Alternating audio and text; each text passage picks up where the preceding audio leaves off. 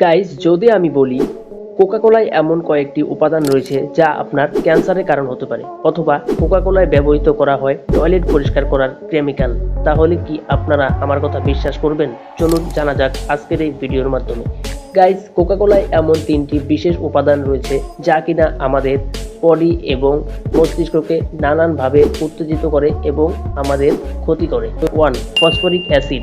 বন্ধুরা, আপনারা জানলে অবাক হবেন যে ফসফরিক অ্যাসিড এমন একটি কেমিক্যাল যা কিনা টয়লেট পরিষ্কার করার জন্য ফিনাইলের সাথে ব্যবহার করা হয়।